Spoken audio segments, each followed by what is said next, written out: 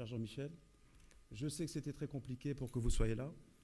C'est d'autant plus méritant pour nous et pour vous de vous avoir que vous venez de l'Assemblée nationale, vous y retournez et puis vous avez un déplacement à l'étranger. Vous avez un parterre d'addictologues, de psychiatres et de médecins généralistes et de personnels qui connaissent votre population et qui ont envie de vous entendre.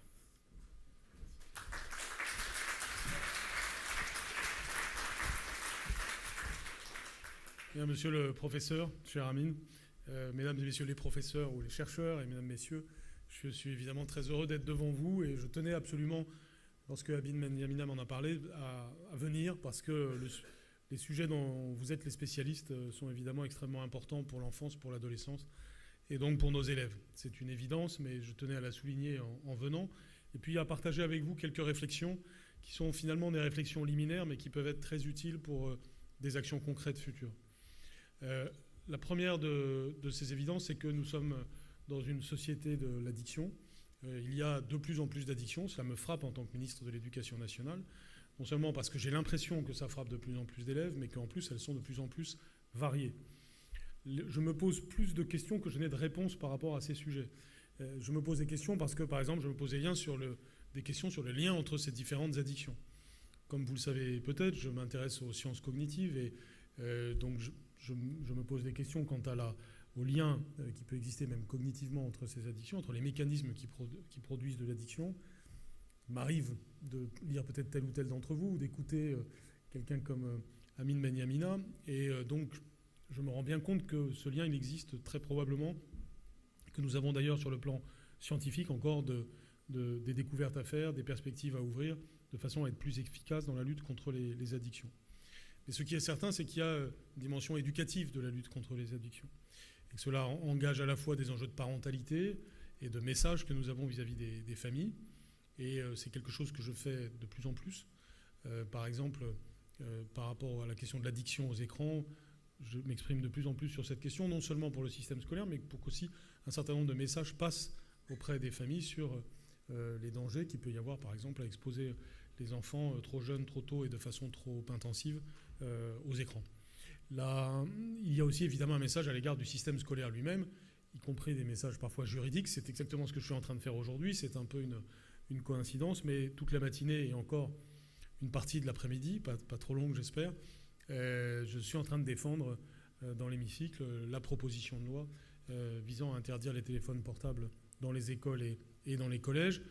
Chacun voit bien qu'il y a une dimension juridique dans une telle démarche, puisque si le candidat Emmanuel Macron s'était engagé sur cette question, c'était précisément pour donner un socle juridique plus solide que ce qu'il y a aujourd'hui, pour permettre à toutes les écoles et les collèges d'éviter ce type d'usage. Il est tout à fait normal qu'il y ait une sonnerie dans ce moment-là. Je vous remercie d'illustrer mon propos. Je ne mentionnerai aucune autre addiction de façon à ce que vous ne les illustriez pas. Mais en tout cas, on le voit très important. Nous savons que cela touche aussi évidemment le monde des adultes, commencer par les parlementaires. Et donc nous voyons bien, et c'est sur ça que je veux insister, que lorsque j'ai à exercer des responsabilités comme celles qui sont les miennes, il y a à chaque fois une dimension de prescription, une dimension qu'on peut appeler normative, et puis il y a une dimension d'influence, une dimension vis-à-vis qui a trait au message que nous envoyons à la société. Et il est extrêmement important que ce message soit éclairé. Vous êtes des scientifiques, et sur ce sujet comme sur d'autres sujets, j'estime pouvoir avancer à la lumière de ce que dit la science. Là aussi, j'ai l'impression d'énoncer une évidence, et je pense que vous serez forcément un peu d'accord avec moi, mais néanmoins, ça n'est plus tant que cela une évidence dans la société telle qu'elle est, et c'est cela qui m'inquiète un peu, et c'est pour cela qu'on doit se battre. En effet, je vois de plus en plus de discours obscurantistes, de tous ordres, et de discours qui sont souvent anti-scientifiques. Et je pense que l'une des premières missions de l'éducation nationale, c'est d'illustrer la perfectibilité de chaque personne humaine et la perfectibilité de nos sociétés grâce à l'éclairage des sciences. Non pas parce que nous serions des scientistes, non pas parce que nous sombrerions dans une sorte d'optimisme naïf sur tout ce que les sciences peuvent apporter. Nous devons toujours être humbles sur ces questions. Mais oui, il y a la possibilité d'une intelligence collective. Oui, nous savons aujourd'hui plus de choses qu'hier et nous saurons plus de choses demain qu'aujourd'hui. Et bien entendu, ceci doit nous aider à progresser individuellement et collectivement. Donc j'ai fondamentalement cette conviction pour mener des politiques publiques. Et lorsque je vois des problèmes, eh bien, il me semble qu'on doit y apporter une solution en consultant celles et ceux qui travaillent sur ces questions. Je l'ai fait sur d'autres sujets. Vous le savez sans doute que, par exemple, sur la question de l'apprentissage de la lecture, je suis extrêmement attentif aux recherches internationales sur ces questions pour essayer d'être à la pointe de ce qu'il y a de mieux en la matière. Ce qui est d'ailleurs un petit peu paradoxal, c'est que parfois cela me vaut une image passéiste, mais c'est un paradoxe spatio-temporel, ce n'est pas grave. Eh bien, de la même façon, sur un sujet comme celui-ci, la lutte contre les addictions, je compte avoir un éclairage scientifique. Je ne doute pas un instant que ça pourra passer pour passéiste, puisque si par exemple on est plus sévère en matière d'usage d'alcool ou de drogue, eh bien, d'aucuns diront que c'est liberticide.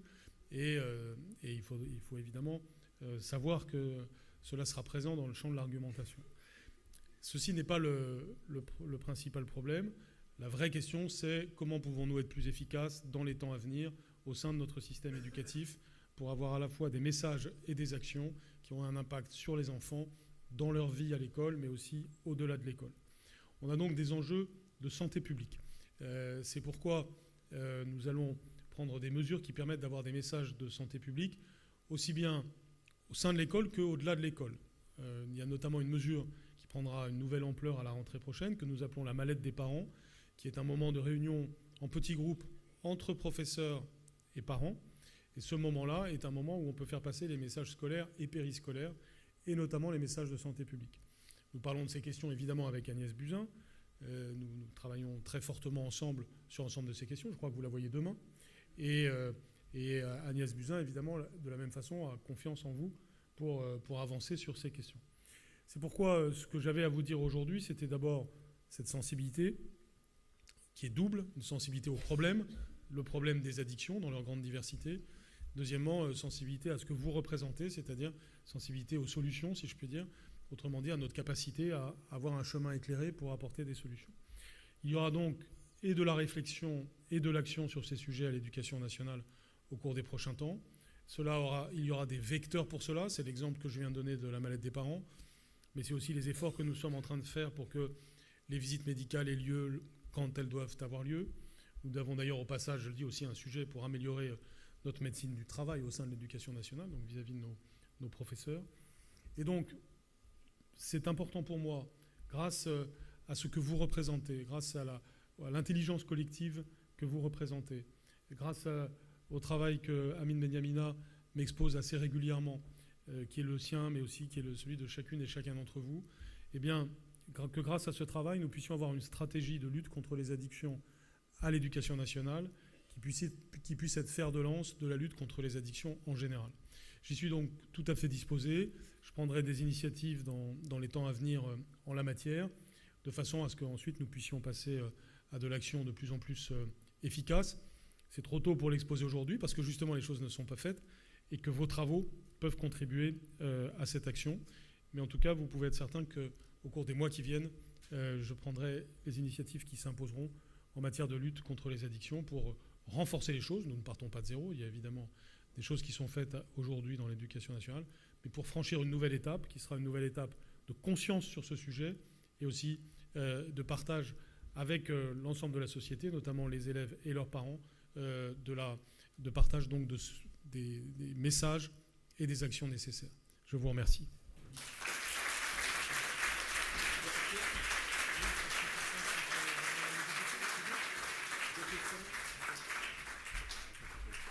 Alors, Monsieur le ministre accepte 2 questions. 2 questions. Choisissez-les bien. Bertrand.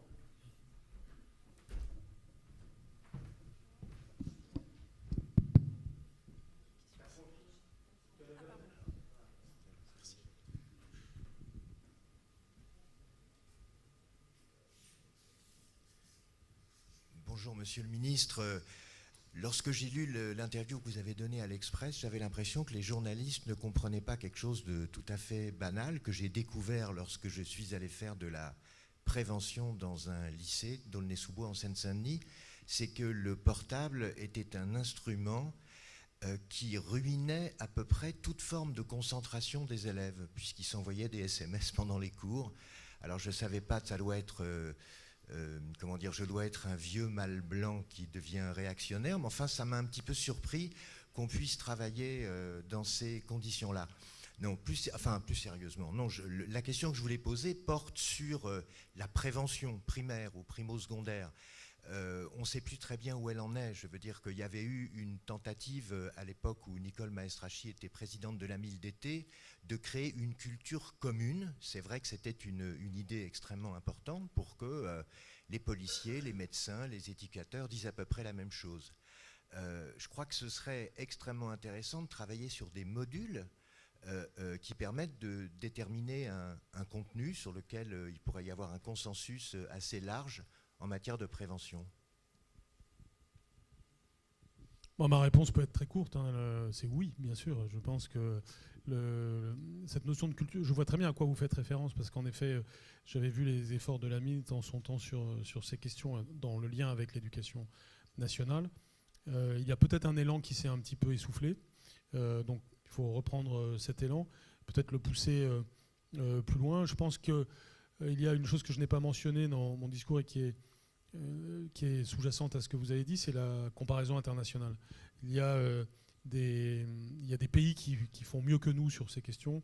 Nous devons nous en inspirer. Donc ça commence effectivement par une culture commune, d'où cette dimension effectivement de consensus scientifique dont nous avons besoin. Et une réunion comme celle-ci est évidemment très importante dans ce sens. Et sur cette base-là, la culture commune, et sur la base de la culture commune, des actions précises. C'est exactement ce que j'ai à l'esprit. Tout à fait. I wanted to take this opportunity, Excellency, to thank France, because I represent the United Nations Office on Drugs and Crime. We work intensively with MILDECA, and already in the last 3 years, France supported a new strategy for prevention that is called Listen First. It was ideated in Paris. That is listening to the children, listening to the youth as a way to show that we care about them, and listening not with the ears only, but listening with the heart. And really, France is supporting also financially this initiative all around the world. It became the campaign for the entire planet, Listen First. So I really express my gratitude for France and through you, your presence here. Thank you.